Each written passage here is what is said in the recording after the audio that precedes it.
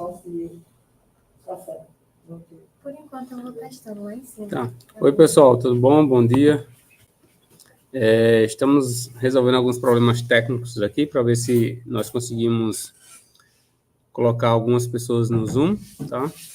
Eu vou pedir para a Clarissa, acho que alguns de vocês aqui não fazem parte do grupo, porque nós iremos também permitir que algumas pessoas entrem no Zoom, tá? Os brasileiros, hein? So for those who are foreigners, we're gonna send a link for some of you join the meeting through Zoom because offers a better quality. Just a second.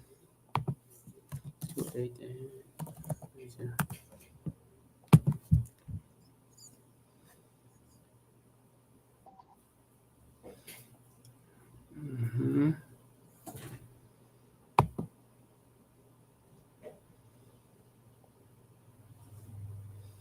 The point is how I'm gonna do both.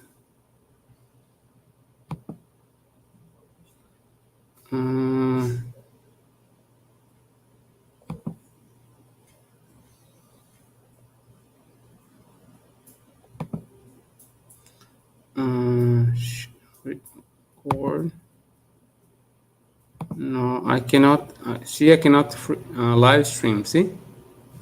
Are you not seeing? Man.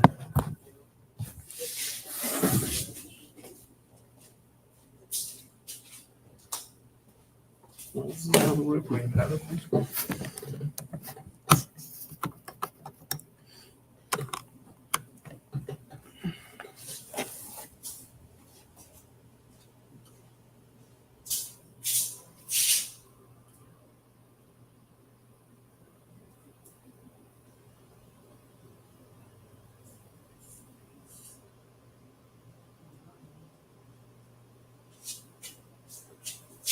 Você está espelhando?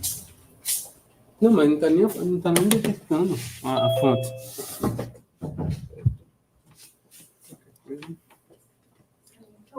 Se não pegar, eu vou fazer o jeito que eu fazia antes. Infelizmente, o pessoal vai ter que ficar sem acompanhar mesmo, porque 9h10 já. Não tem como fazer pelo Google Meet, não. Não tá nem reconhecendo, cara. Deixa eu ver se aqui não reconhece. Mas lá em cima reconheceu. Aí aqui nem sequer reconhece. Se não for bom, tenta pelo VGA, talvez. No VGA ele não tem, tá? VGA. Mas só dá pelo aqui. Sim, vamos ver.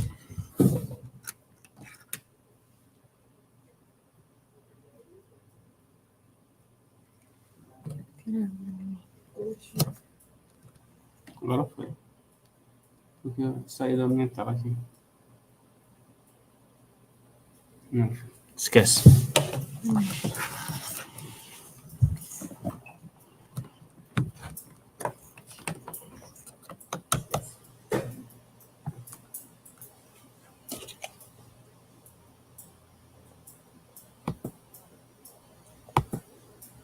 Tem que estar espelhado?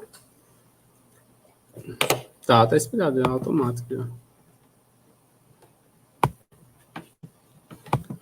Okay, so forget it. So for those who were trying to enter through Google Meet, it won't be possible to do it today. So we can't do it.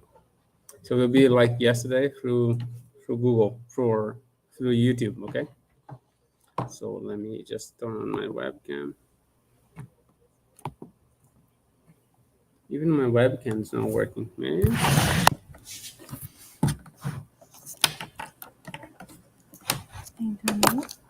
Yeah, it's okay. Okay, it's fine. All right. So let's continue. Otherwise, we're going to be too late. Sorry for the delay.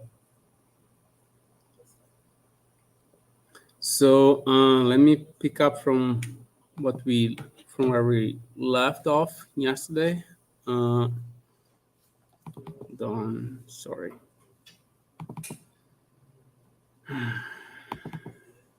The internet was going on and off at the other meeting where we had lectures yesterday. It was working, but today decided not to work. So the idea of transmitting of live streaming through YouTube and through Zoom did not work. Now I'm lost.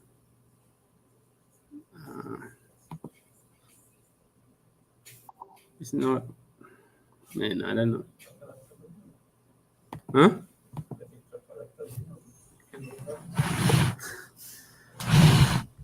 Eu tô quase cancelando isso aqui. Now even the... What the heck, man?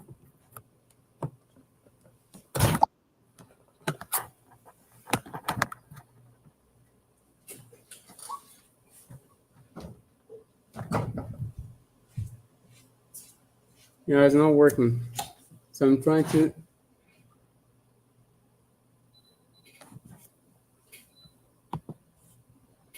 share my screen. It's not working either.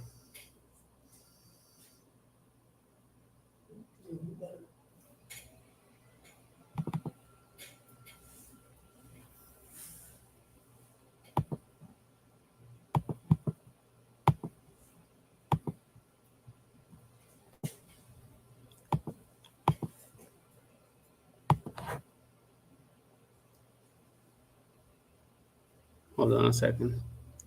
Sorry guys, but if this doesn't work, we're gonna have to cancel today's lecture because the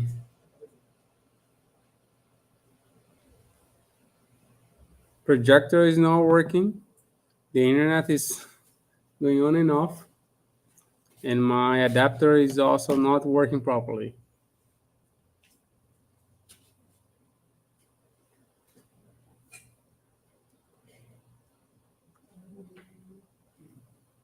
Yeah, the camera is working now.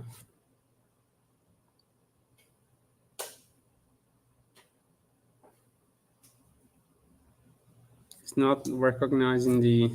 Okay, but It's not this one. Let me remove it this one.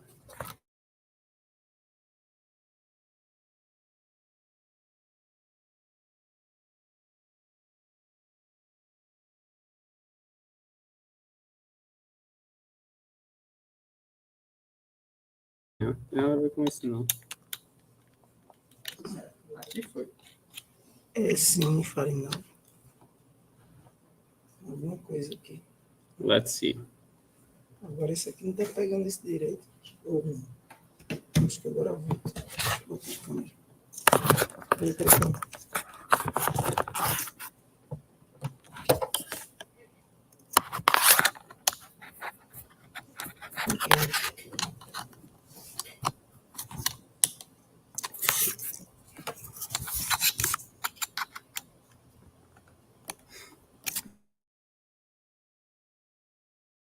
Essa aqui é assim.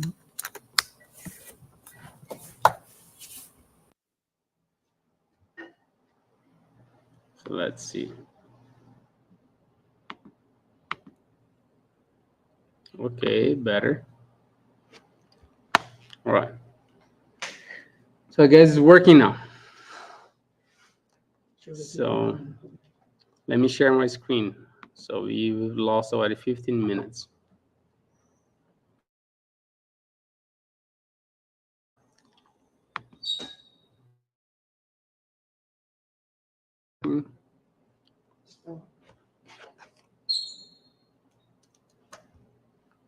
Is it working? It is?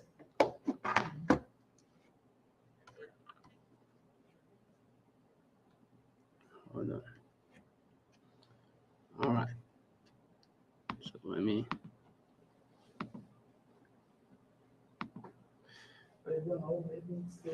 Can you see my screen? Yes? I don't know if it's my internet, but the quality of the video is very bad. Really? Like, So could you guys comment to see if the quality is good? maybe it's my internet. No, Leticia, we can't try at 10 because at 10:50 I have to give lectures. So could you... Yes, working? Mikhail is saying... Is okay, the image? Could you confirm that? Working now. Yeah. So, so let's get back from where we left off. And we were discussing the evidence for dark matter in the past lecture. And I stopped around here. Hold on.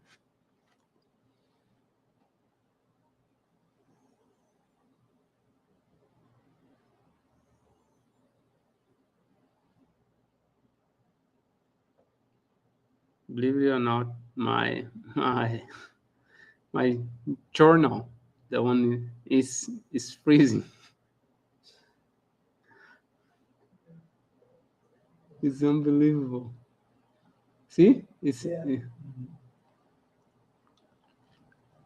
okay. So we were discussing the structural formation. Then we actually, I think that was the final comment, that we needed dark matter to explain structural formation and baryon acoustic oscillations. Okay, so that's where we left. And now I'm going to discuss one of the evidence for dark matter, which is, to me, this is very important in the sense that still, as I mentioned before, modified gravity is important for different reasons, but not to replace dark matter. And there was a observation of a cluster of galaxies, the collision of cluster of galaxies called the bullet cluster. That was in the late 2000s. And then when they observed two clusters colliding with each other, they captured this image where these regions in green delimit the potential well, the gravitational potential well of the collision, whereas the images you can see in red and yellow are the X-ray emission of this collision. So what I'm, which is centered on this region right there, on here, and there. So the gravitational potential well is different from the region where you observe X-ray emission. In other words, the potential well is different, is centered in a region far from where the baryons are. So the baryons emit X-rays, have electric charge. However, the potential well is far different from the X-ray emission. Potential well, whatever the total mass of the clusters, are not dictated or governed, driven by the baryons. Therefore,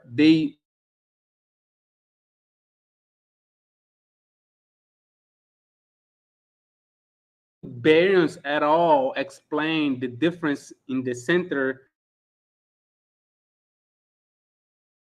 gravitational potential well, and how much, what I'm saying is the gravitational potential is coming from. If saying why the X-ray emission, the center, explain the difference where the gravitational potential well and the X-ray emission are coming from.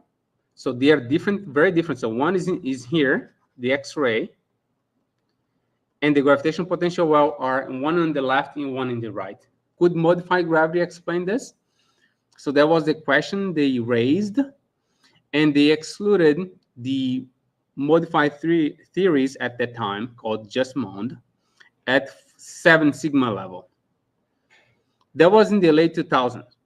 However, 1 year after the other, more collision of clusters have been observed. And thus far, we have observed 72 collisions of clusters up to date. And all of them collectively exclude modified theories of gravity to explain the difference between potential well and X-ray emission at nearly today 9 sigma. So if you know anything about statistics, if you have a 9 sigma exclusion is just excluded by a lot, with a large margin, okay? Auro? People are saying that there's reason. But then there is nothing I can do now. The only option I can see is that from next lecture, instead of transmitting directly to YouTube, is if we have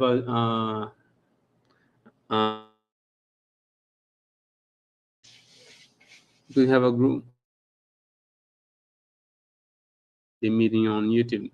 It might be better. Okay, I'm gonna ask Clarissa to do that. So you should receive an email today from Clarissa sharing the link where we're gonna have the next lectures. Okay, sorry.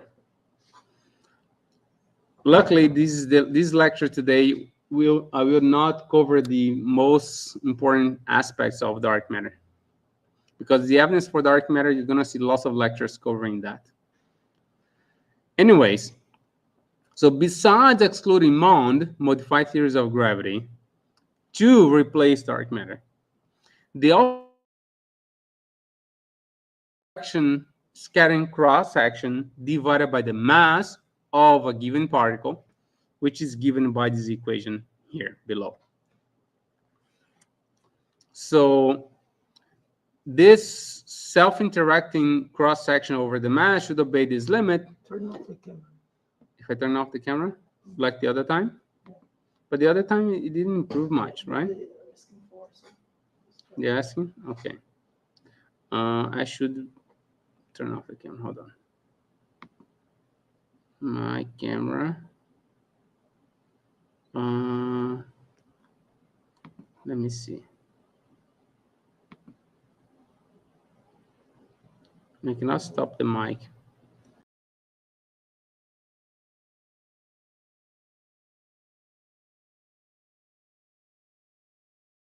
See? Stop cam. Stop cam. Where? Here. Okay. Then you see the layout. Yes. The one at the right. This one? Okay. So check it there.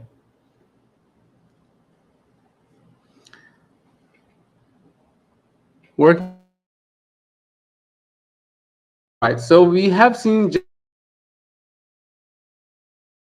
Recap a bit. So we have seen so far the evidence for dark matter in galaxy rotation curves, the common cluster, but it's cluster of a galaxy. Okay, galaxies. The other one was CMB. Here it is, CMB. This one I did not discuss in detail, but has to do with cosmological simulations, and all of them need dark matter. So that's 4. Okay, and BBN 5. And now we are discussing the 6th evidence, which we discussed. The 6th was structure formation. And now we discuss 7 is BAO. 8 is the collision of clusters. And we have the 9th, which has to do with gravitational lensing. So this figure here, let me zoom in. What it says is the following. So I'm here. Let's say where we are, let's say we are here. And there are, or for instance, let me keep it the image. We are here. And then there's a source there. It's a galaxy in this case. So I know where this galaxy is. I know the luminosity of that galaxy. However, the universe has a very strong dynamic, so things are moving around. So I'm looking at a galaxy, and all of a sudden, that galaxy becomes really, really bright. If that happened, the same way we had the eclipse a few days ago, so the beam light bends towards you if you have a gravitational potential well between you and the source. So the bending of the light will create a focus and make this source brighter than it is used to be. well, I can infer the total gravitational potential well, or the total mass of whatever the lens or the thing in the middle between me, the observable, and the source. So what people have done this exercise for many, many galaxies, and they realize that using galaxies as lensings, as a lensing object, they have a total mass which is much larger than the mass I can see through light, which is in agreement with what Zwicky said for galaxy clusters and what Vera Rubin and Ford realized for using galaxy rotation curves. So in other words, what I'm saying is just using gravitational lensing or lens in general, I can pinpoint the total mass of some objects and correlate. So if I know the luminosity of an object, and I know the total mass of that object, get the ratio between the total mass and the luminosity, and realize that you have way more mass than what the luminosity would account for. And in this way, they can really affirm the existence of something dark throughout our universe using gravitational lensing. Lensing is common to everyone. The term gravitational is simply because it has to do with gravity, okay? The cosmological scales, or locally. It's not just a lens that we have in our glasses. And they have different types, strong and weak and micro, and depends on the source and the fact that you can observe whether you observe multiple images, because the image of the source can be distorted. You can have multiple images. If that happens, you call it strong. If it's a weak effect, you call it weak. If it's even tinier than that, then you call it micro, okay? That's all.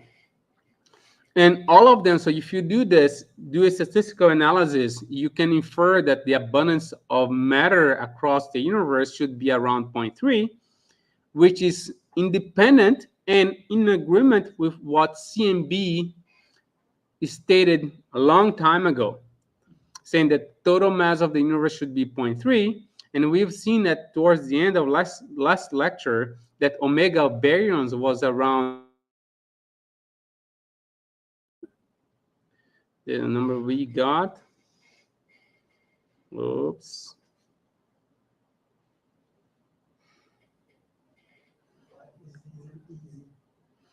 Yeah, life is easier when you're alone. Come on. Let me.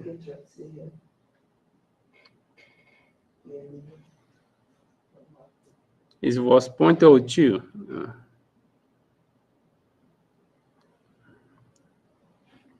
It's because this file is also very big. Okay, so it was 0.05.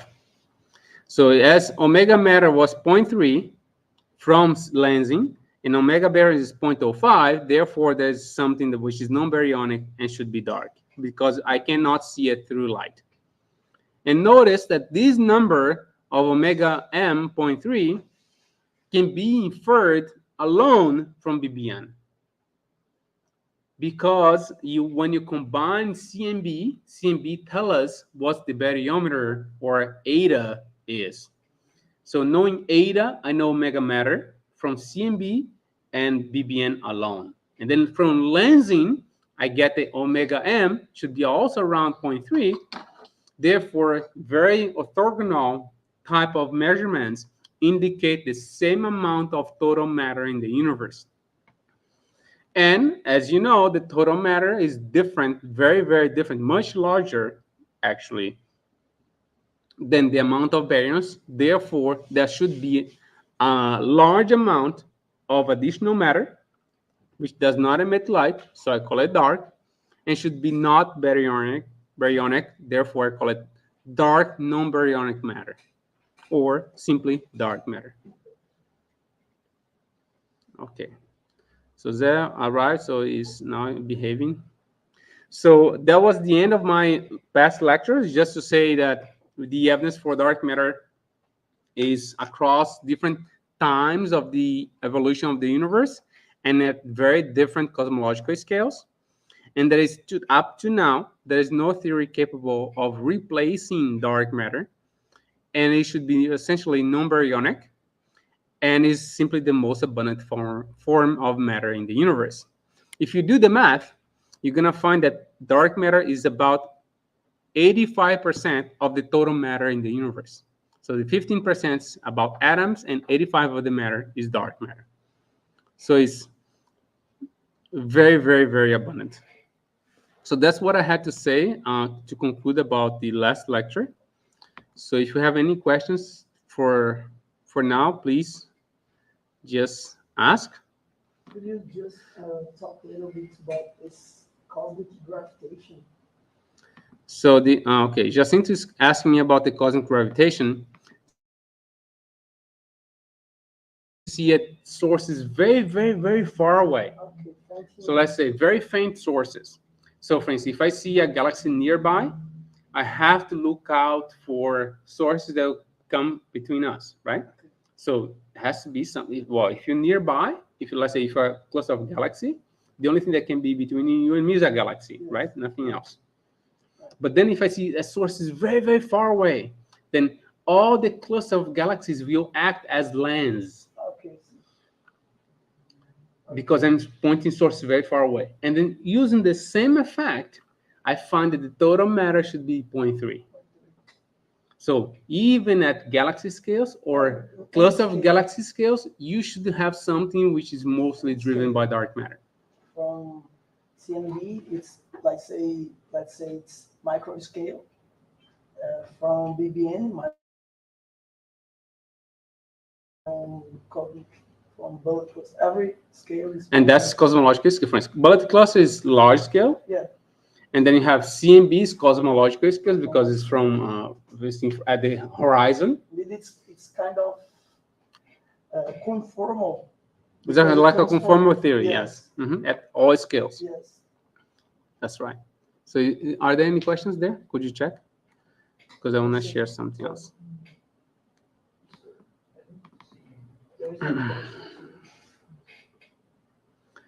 So...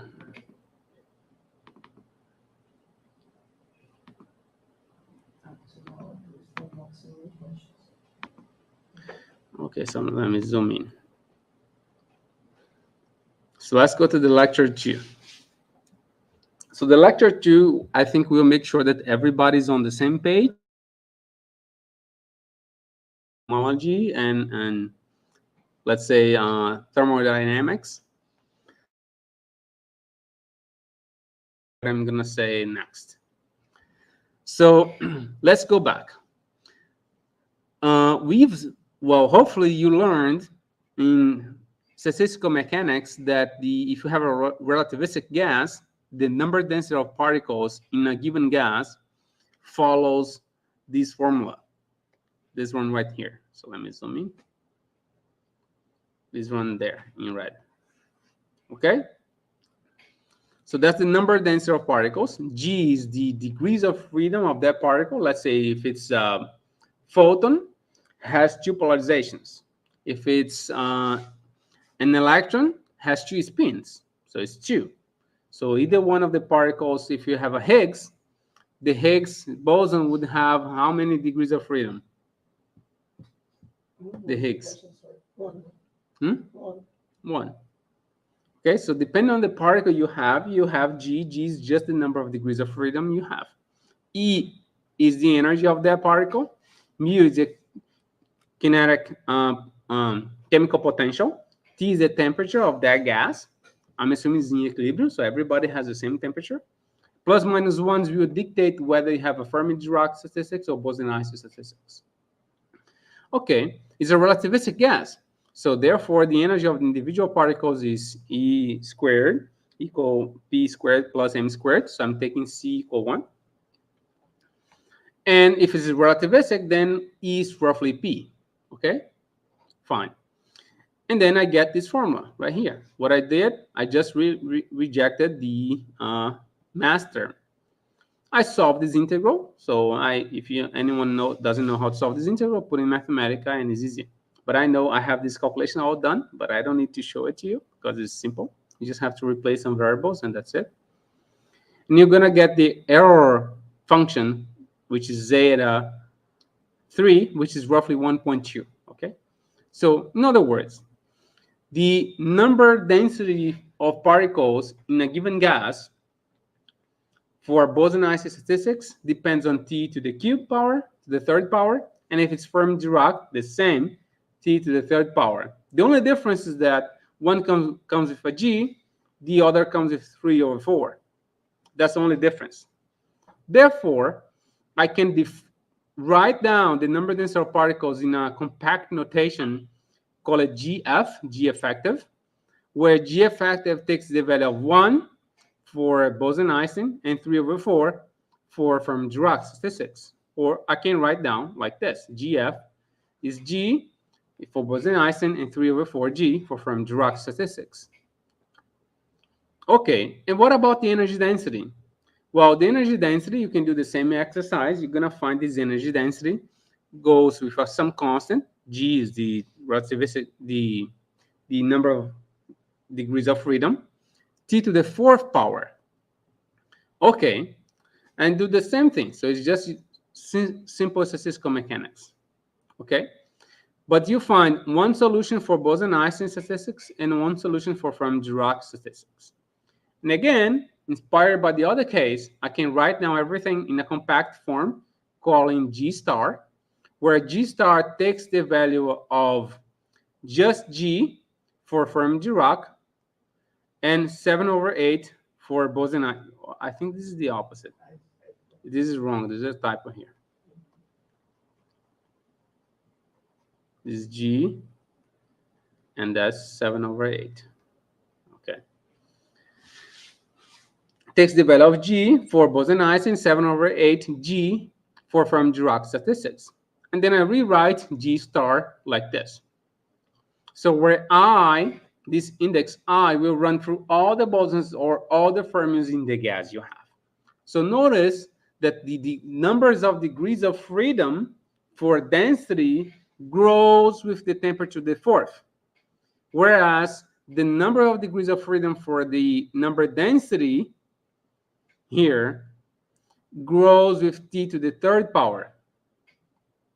Because when I write G effective, I could write G effective like this. G effective, if I have many particles, could be sum in bosons of G Ti over T to the third power plus sum in fermions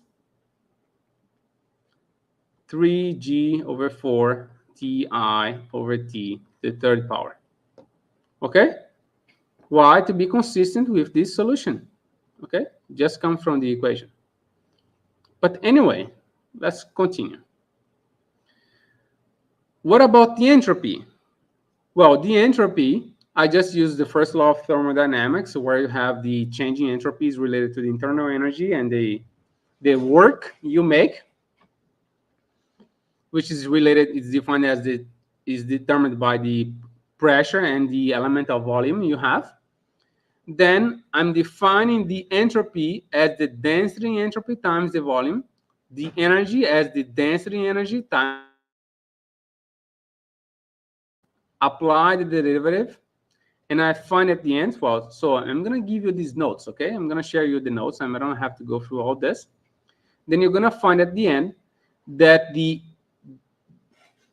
change in entropy, entropy density over temperature is related to the change in energy density apart from a normalization factor, which is 1 over T.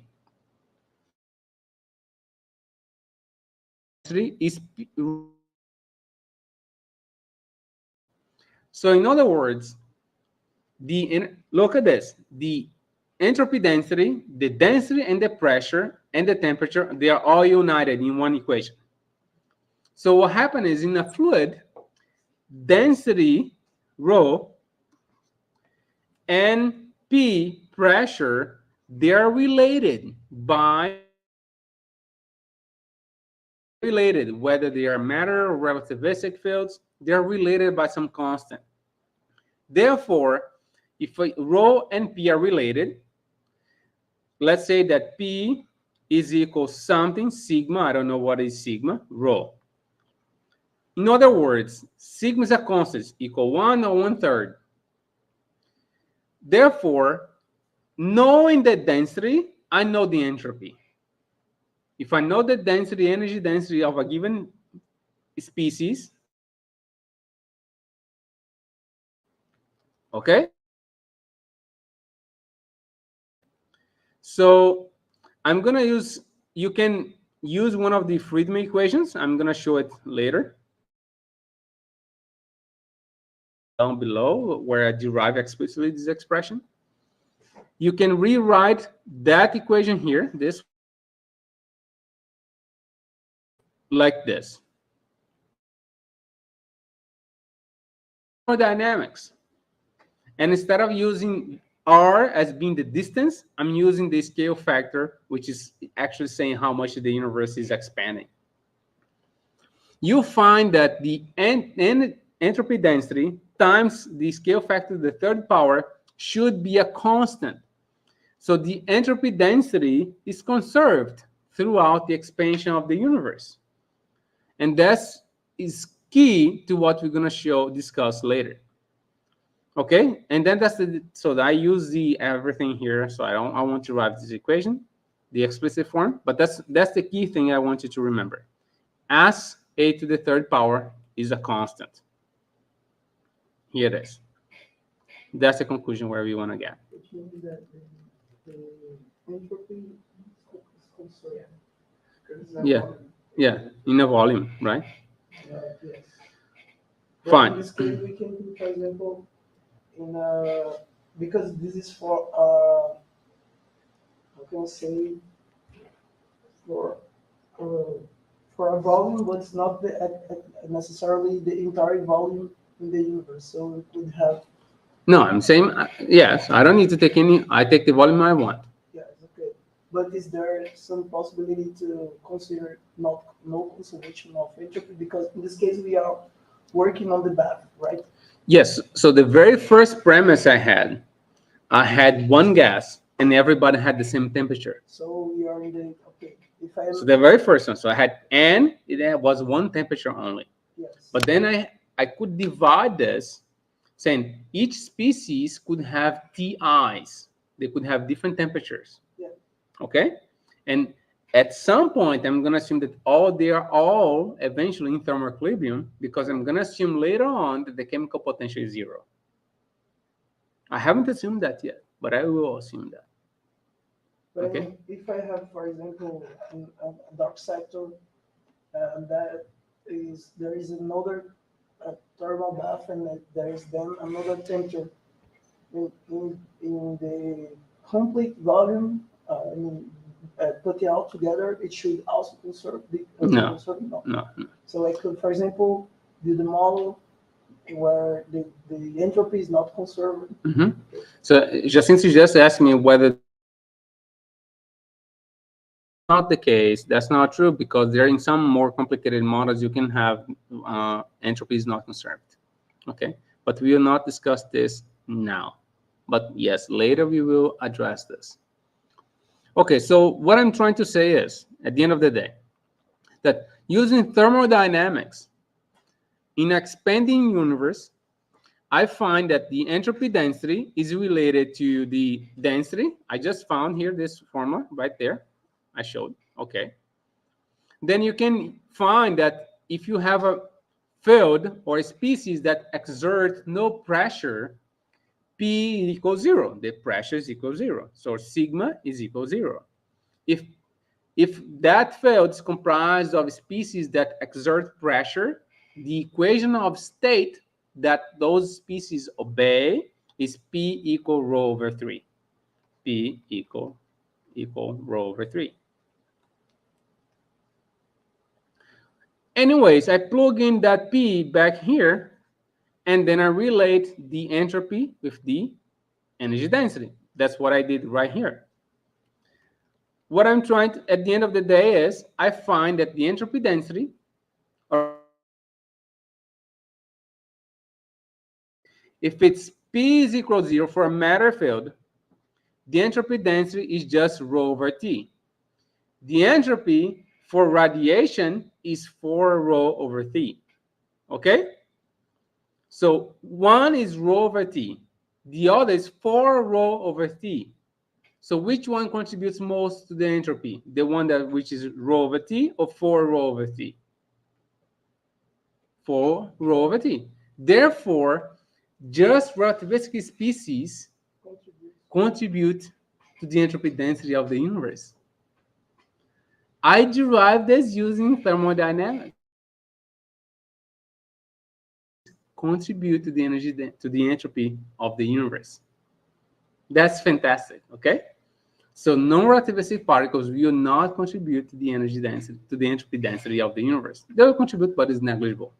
One fourth. Okay? Fine. And then again, I can write down in a compact form whether it's a boson or a fermion and write down this formula. But let's think about the, so everything so far I've done for the relativistic case. And what about the non-relativistic case? Well, we start with, again, with the number density, okay, here of the particles in a given gas, non-relativistic gas.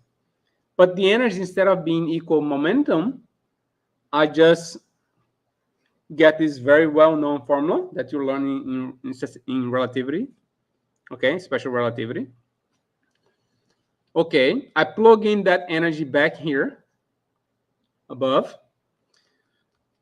Okay, I have this formula, and then I integrate in the momentum.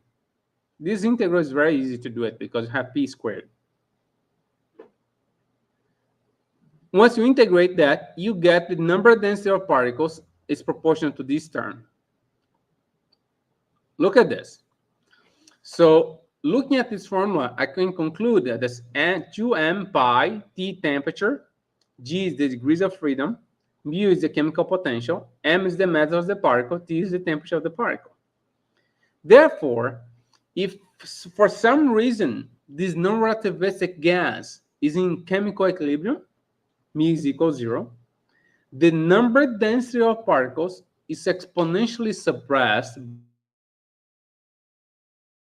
The heavier the particle is, the less we have. Because the more massive, the less we have. That's why, for instance, if you have in the Standard Model have a Z boson, W boson, top quark, they're very heavy. These guys are exponentially, super exponentially suppressed. There are very few of them. The only way you can find them is if you produce them in accelerators, because there won't be any of them left.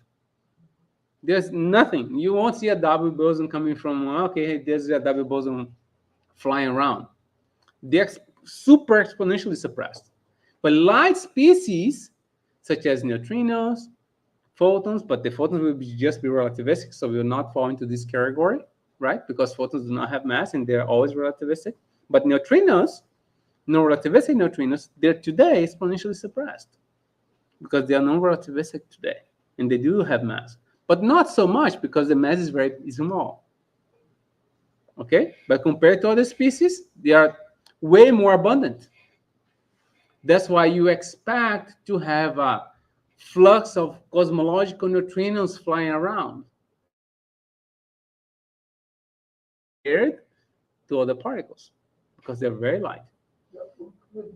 Because you've seen the formula, but before seeing this formula, if I just said, "Oh, we have many neutrinos because they are light." Oh, maybe you could. Why light? They are abundant. Actually, What? it makes sense because I think nature would less energy, so it's easy to produce a neutrino, for example. It's harder to produce a Higgs or top quark. In this case, we are just talking about the statistics, right? That's all. I'm just talking about the number of density of particles in a given volume. The lighter they are, the more abundant they are. The lighter, the more abundant. So And you can also relate, then you can do the number density, compute the number density. You can now compute the energy density the same way I did for the relativistic case. And then you're going to find that the energy density m times n. M is the mass of the particle, the number density of the particle. So in this form, that's the form that we're going to use soon. Okay? All right, so that's from relativistic particles. And another key basic ingredient, which is cosmology. Jacinto? Luca has a question. Yeah. The question is, I have a question about the profile model. Profile model for? The isothermal is proportional to R to minus 2 profile. Can be derived from the phase space function, the Jeans equation. Yes. But the same does not apply to baryons. Yes, because they follow a different dynamic. Is it due to collisions? Yes. So, for instance, dark matter is, so he's asking about the profile that particles should have. So if you have dark matter particles, you neglect, at this scale, you neglect all the interactions, you just have gravity, you just one. Then you easily solve the Jeans equation. For baryons, you have many. So which ones will drive will be more important. So you have pressure, but you have, well, depending on the environment you're taking account, you have to take into account electromagnetic interaction. Solve this equation. Okay? And if you ask, this is a simple answer, this is not a simple answer. That's under study. People don't know how to solve the Jeans equations when you do include baryons and dark matter at the same time. That's why we also don't know the distribution of dark matter when baryons are included. It's under investigation. So we don't know how exactly is the density of dark matter when you do include baryons. People don't know how to solve this analytically. So they do simulations to account for the fact when you have baryons inside galaxies, because there are baryons in galaxies. But okay, since the total mass of the galaxy is much larger, the non-luminous matter is much larger than the luminous matter, what do? Do an approximation set that is just non-luminous matter, which is dark matter. But it's not the reality, so let's do it more precisely. They don't know how to solve it. They need to solve analytically. And different groups find different answers. Not very different answers, but they do not fully agree with each other. So you have to walk so far. Lecture, I guess, 6th lecture, is to how we know the dark matter density profile using galaxy simulations. Okay. So the other ones is just recap very fast. So I even wrote, I remember that yesterday I wrote this formula wrong, so I forgot I squared here. So this is the Friedman equation that dictates how the universe expands for a given energy density. So defining H is squared as A dot over A being the scale factor, A dot being the time derivative of A. So H is equal 8 pi G over 3, rho. What is rho? Dark matter, whatever. Then you have to tell me which component it is, and then I solve the Boltzmann equation for it, the Friedman equation for it. So what I'm saying is, we've just seen that rho is proportional to the 4th power for radiation. If that's true, the expansion rate is proportional to this 2nd power, up to some constant, which is 1 over the Planck mass. That's how you can relate it. So that's why, so from here, I'm going to use very soon that this H is roughly T squared over the Planck mass. This T squared and the Planck mass will appear here because it's the inverse of this term. Okay?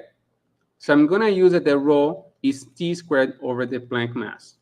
I'm going to use it very soon. And the fluid equation, I will not go over for this, so I'm going to just leave it as a note.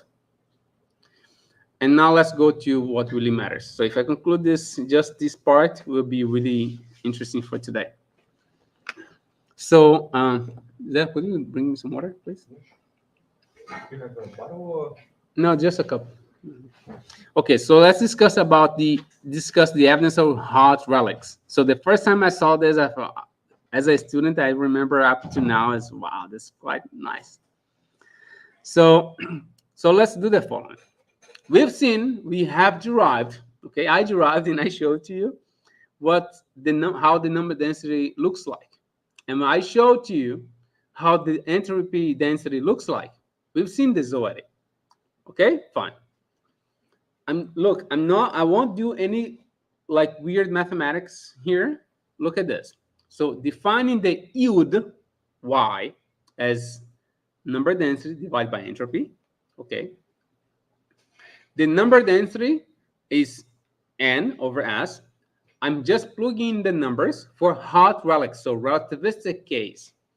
I write down in terms of the error function. As I told you, error of 3 is 1.2, roughly. So I have some dependence, which is the degrees of freedom, and S has GS star, some degrees of freedom, and up to some constant. And what does this equilibrium means? EQ. I'm just assuming these hot relics, they are being created and produced at equal times or equal rates. So they are in thermal equilibrium. They have the same temperature, the same rate at which they are produced, they are created, and vice versa. So they have the same temperature. That's what equilibrium to me means. Okay? You're gonna see why I'm using equilibrium. Okay, I find this some constant and some G's, whatever. And then I'm gonna assume this thing. I'm gonna explain to you what it is. I'm assuming that Y at infinite is equal Y at equilibrium. What the heck is this? So it's the following. So I'm assuming now that this is true, okay? I'm just assuming, I say I'm not assuming, but actually when you solve the Boltzmann equation, that's exactly what happens.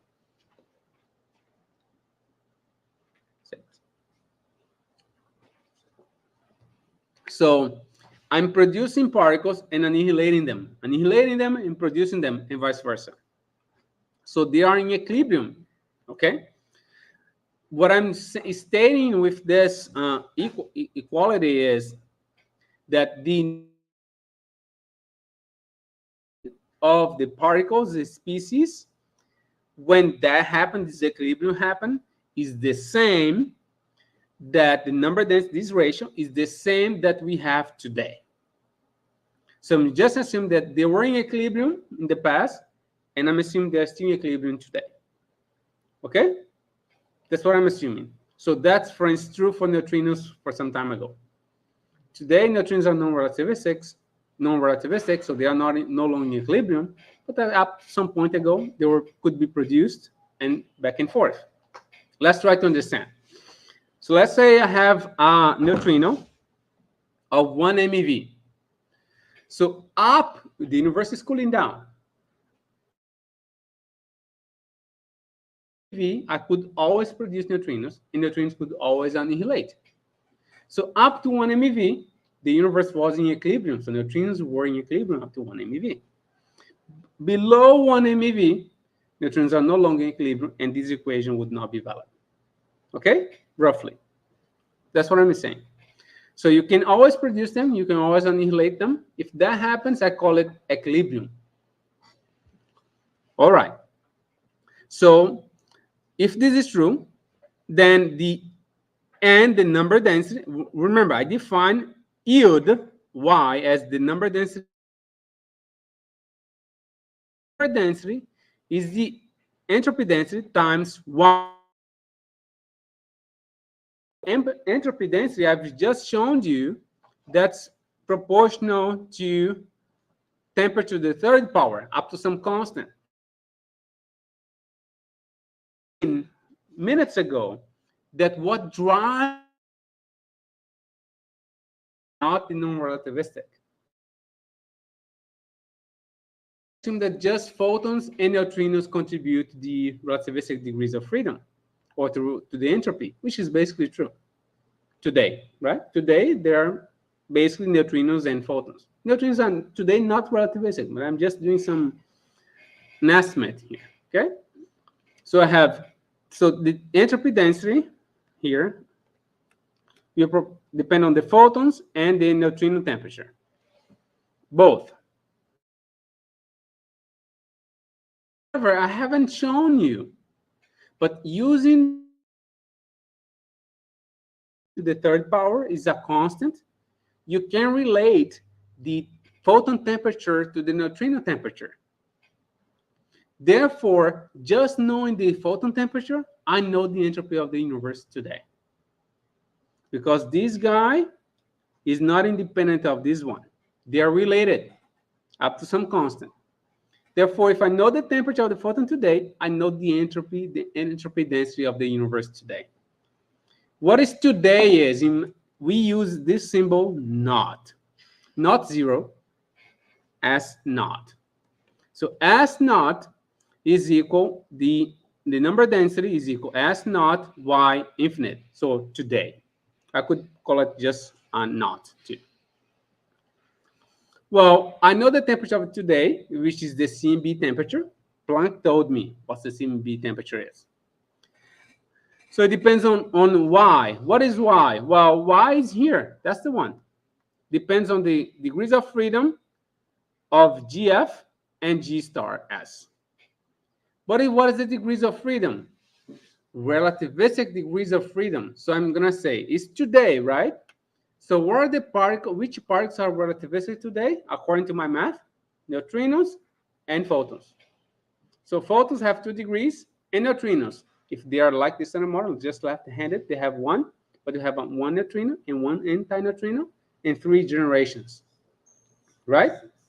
So you have electron neutrino, anti-electron neutrino, neutrino, mu neutrino, anti-mu neutrino, tau neutrino, anti-tau neutrinos. So I have 6 in total, plus 2 of the photons. I sum those 2, so this is 6. And the other one, 6, 2. I just compute this ratio. And then you're going to find that the number, I know the number density. But look, the density, as you're going to see in books, they do not emphasize this. I don't know why. Don't ask me why. I don't know. But they assume that the energy density is m times n. But this is the wrong expression. Why? Because this is just true for non-relativistic particles. But they assume it anyway just because they want to have an estimate. But in this case, are distributed like Boltzmann particles. Yes. Boltzmann distribution. Yes, but it still is not the same. Okay, but it would be okay. It's roughly. Yes, that's the point. We are not trying to be precise. We're just trying to get an order of magnitude. But it's for today, right? So it would be like when we. But rho is m times n. But then today, neutrinos are no longer relativistic, but you included neutrinos that are relativistic degrees of freedom. But you see? yes. So yeah, but I think the point is, one thing is how it is distribution, how it is, averaged in the universe. So for the temperature today, I think it will be more similar to a Boltzmann equation, so a Boltzmann distribution, than a distribution about fermions or bosons. No, I know this is true. What I'm saying is, if you assume the beginning that neutrinos contribute to the entropy density, you cannot now say that neutrinos are non-relativistic. I see. Right? Because we just saw that they only contribute to entropy density, the relativistic particles, right? But it's still, let's say you'll get some errors there or whatever. It's just an estimate. So we just to get an idea. Fine. And then if I do the math, okay, so I got rho. Rho depends on some constants times the mass. So the abundance, which is defined omega, divided by the critical density. The critical density I know, just look up the number, is this value there. I know rho. Rho is up here. Here it is. I divide by the critical density. Look, everything is just numbers. The only thing that I don't know is the mass, m. Compute this, what I find is, so these are just the details I told you about. So it's all, everything is there. You find that the abundance of the neutrinos in the universe is roughly this mass, their mass, or the sum of their mass of all three neutrinos. If I have just one neutrino, it's just m. If I sum of all three neutrinos, I have m1, m2, and m3, divided by 100.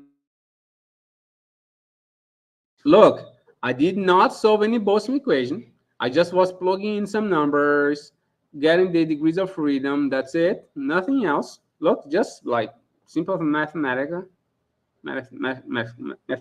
arguments. And then I get the abundance. So it's like sum of the mass over 100. And then I look up at Planck paper.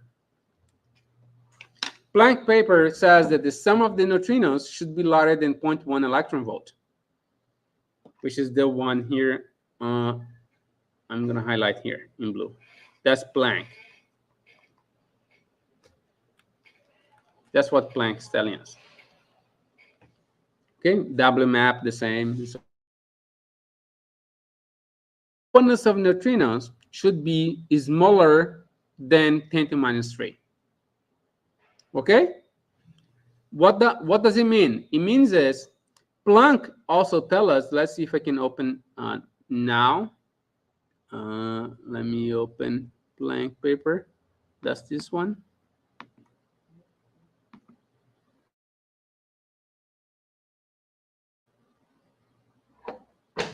So look in here. That's the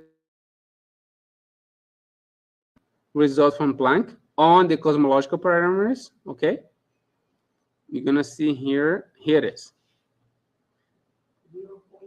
A combined analysis gives the dark matter density to be h squared equal 0.12. So h squared is equal 0.12. However, we found that omega h squared for neutrinos should be roughly 10 to minus 3, right? Which was sum of the neutrinos divided by 100. So the sum of the neutrinos should be 0.1, which is 0.3.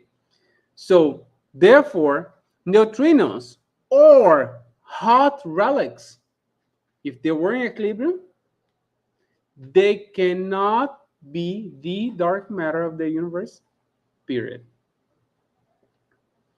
Dark matter has to be cold or non-relativistic. Means the same thing. Cold to me means non-relativistic, because if it's hot, give us the wrong abundance. And the only assumption I've made in this derivation was that I had these degrees of freedoms 2, 3, whatever. Maybe I made some mistakes. Either way, it's an order of magnitude. No way you're going to find the 0.1. So hot relics cannot be the dark matter. Could be a small fraction, 1%. Yeah, sure, 1%, so what? If you write a paper, have a 1% solution to something, it means nothing. Okay, for example, we could have a number of, the density of neutrinos would be very small, but we could, suppose I have a light dark matter candidate, which is relatively small.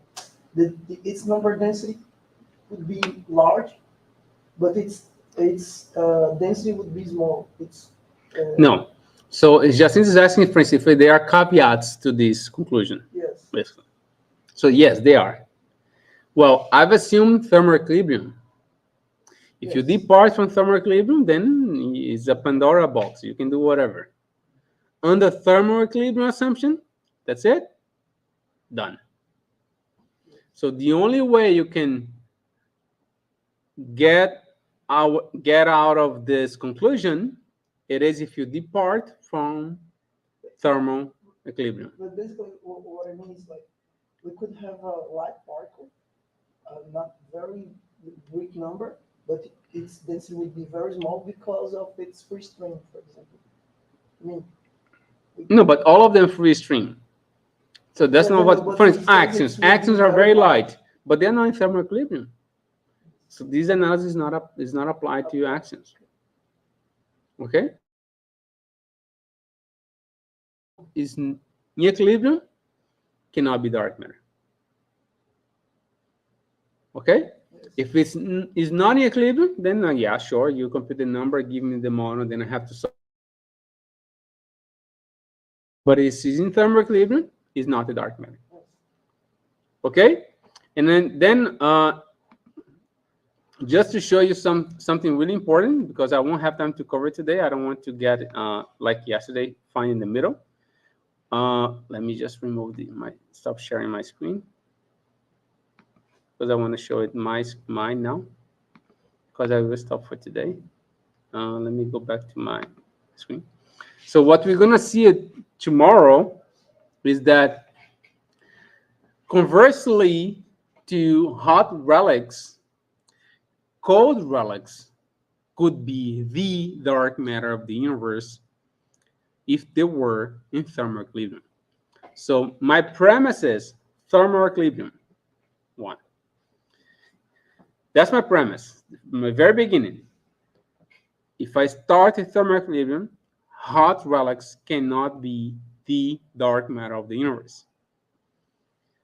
But cold relics could be, or non-relativistic relics is the same thing, the same meaning.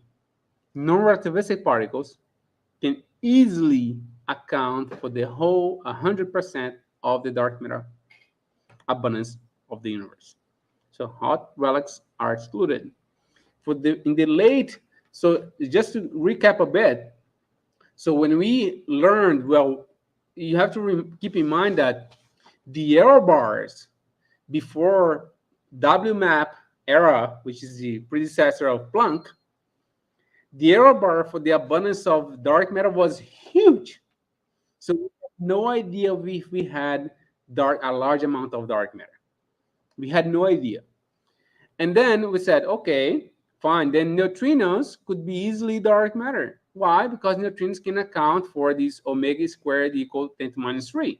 And I don't know what the abundance of dark matter is. But once we arrive at the Kolb, which WMAP 7, came WMAP 9. And then with WMAP 9, the error bar has shrunk a lot. And then we realized that we really need matter in the universe. And as soon as we concluded that neutrinos which were like the natural candidate for dark matter. Why? Because they have mass and they are weakly interactive. And they are cold today. So they are cold today, they have mass, awesome. However, we realized they were too light to be dark matter.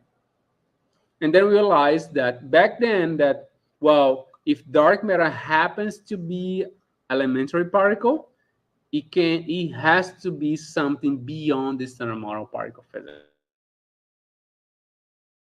Physics beyond the standard model. If dark matter is a particle. The other viable solution at that time were primordial black holes. Were always popular candidates. And up until 2015, primordial black holes had been excluded already as dark matter candidates. So the only option left were particles beyond the standard model, because the other assumption, which was primordial black holes, was excluded. Waves, people revisited the idea or the constraints they derived in primordial black holes as dark matter. And those constraints weakened or disappeared with time. And now there is a window at which primordial black holes can be the total 100% dark matter of the universe. The whole other region of interest is just elementary particles or particles. So we have today two options for dark matter. Either is in a range, specific range for primordial black holes, or is a particle. These two. But if it's a particle, then we have options. Which options are those? Well, if your premise is thermal equilibrium, then that particle shouldn't be non-relativistic. When you at freeze out, when we're going to see it in the next lecture, when they were really produced, the leftover abundance. So they should be non-relativistic, not hot or relativistic. So hot and relativistic to me means the same thing. Non-relativistic and cold mean the same thing. Means the same thing. The same thing. Cold or non-relativistic is the same word. Okay. So our conclusion today was that dark matter cannot be represented by hot relics if they were in thermal equilibrium. They cannot. In the next lecture, we're going to conclude that dark matter, if they were in thermal equilibrium, they should be non-relativistic, and the cross-section they should have, the interactions they should have, cannot be whatever you want. They have to be within a certain range. So this gives us power to predict where that particle should be. And why this range, that's why for the past 20 years or so, people have built accelerators, dozens of direct detection experiments, several telescopes to search for signals, for dark matter signals, because we sort of know where they should be, if the assumption that they were in thermal equilibrium. And then you might ask yourself, why this assumption of thermal equilibrium is CMB predictions are based in thermal equilibrium dynamics. BBN are also in thermal equilibrium. So if we have two pillars or landmarks of cosmology, where you assume a theory which was in thermal equilibrium, and what you get agrees with the data, was not in thermal equilibrium. I got two of them. Just assuming thermal equilibrium, standard model processes, that's it. My theory agrees with the data. Why? And it's in thermal equilibrium. Well, it's a reasonable assumption. Why? Because I have two others, very successful stories, which point us that particles in the standard model were in thermal equilibrium. So why, if dark matter is also a particle, was decoupled from all of that? So everything was going on, BBN, CMB, dark matter was existing in a different world, and no, I mean, the first assumption is natural to assume that was also in thermal equilibrium, and let's see what happens. Community is still believing that dark matter was in thermal equilibrium, So, and then we could detect it. I have a last question. What kind of, to you, which would be the candidate of dark matter if it's a scalar, it's a fermion, vector, even a tensor? But for you, your feelings, which would be the most promising candidate for dark matter particle? So Jacinto is asking what would be the most promising candidate for dark matter.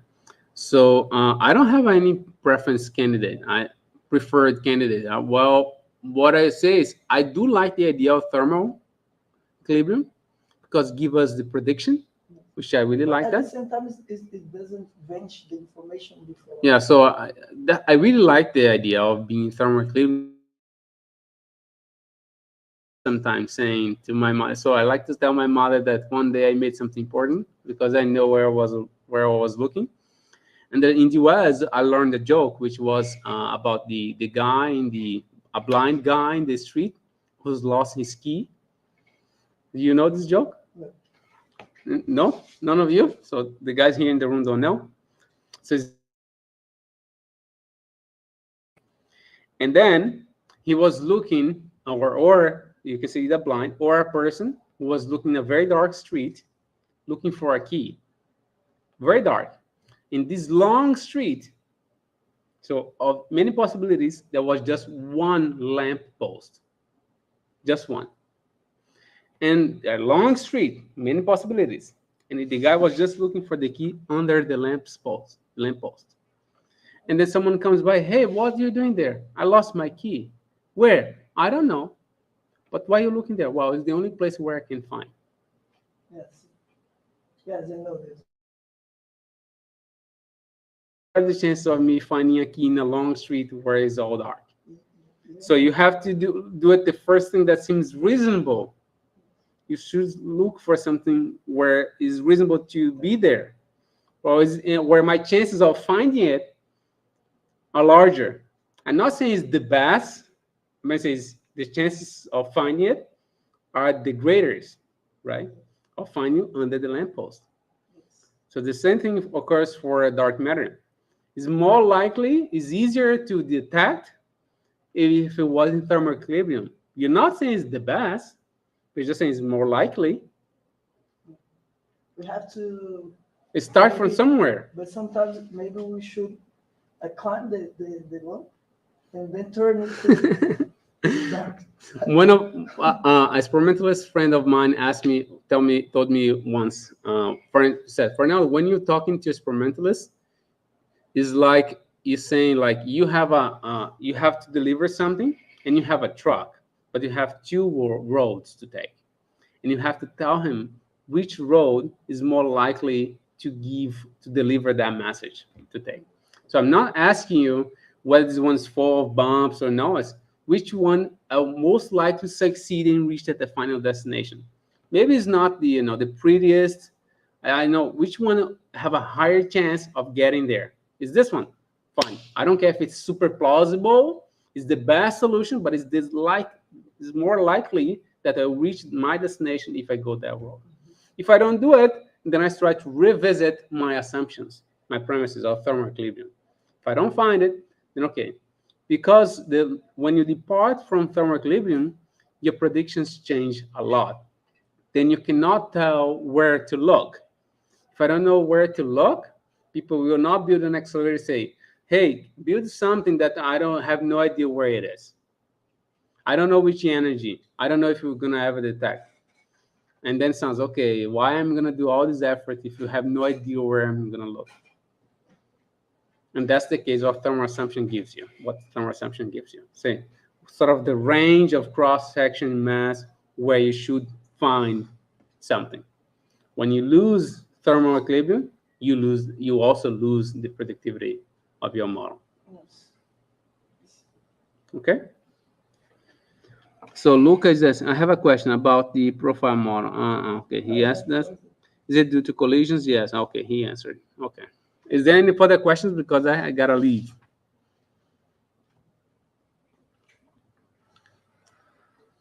Okay, nothing else. So just to remind you that I'm gonna ask you, Clarissa, to create a Google Meet. I have already a Google Meet link, which is the one that we have in our group. I'm just gonna ask her to share with you all so we can have a Google Meet instead of just broadcasting on YouTube. Okay? Then it will be easier for all of you to follow the notes and the lecture. Okay? And sorry so much for the delay. Perhaps I should have arrived earlier and checked the internet and so on. But anyway, all right, guys. So thank you for your attention and see you tomorrow at 10 p.m. 10 a.m. Bye.